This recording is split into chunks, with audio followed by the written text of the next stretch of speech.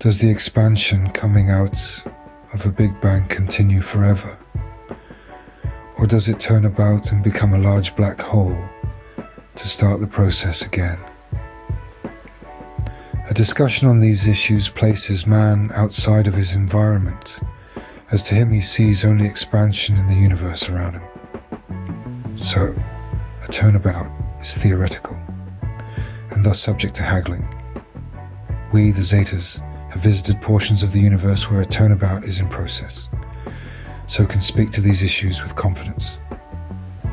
However, on these side or astro debates, haggling occurs in any case.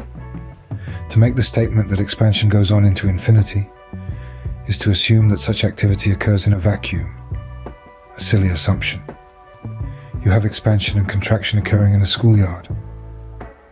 When a toy rocket is sent skyward and then slows and falls back to Earth, should one of the boys declare that the rocket will proceed forever based on dissecting the trajectory, so only the escape is considered? He'd be called a fool. But on CI Astro, this is allowed to be a serious argument. So what are the factors that influence a turnabout? First, the rush of matter leaving a Big Bang is not homogeneous, else formation of stars and planets would not occur, but the universe would be like jello or pudding, all one consistency. Subatomic particles retain their identity even within a black hole, and waste no time returning to their familiar dance of interaction with other particles, based on their nature when freed from the constraints of the black hole. Thus, during the rush of matter leaving an exploding black hole, there are parts to the side as well as before and behind any given matter or clump of matter. And this is the incipient basis of the turnabout.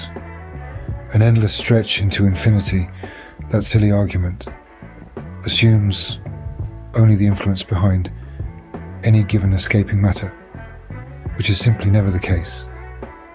Second, incipient black holes are formed immediately after a Big Bang.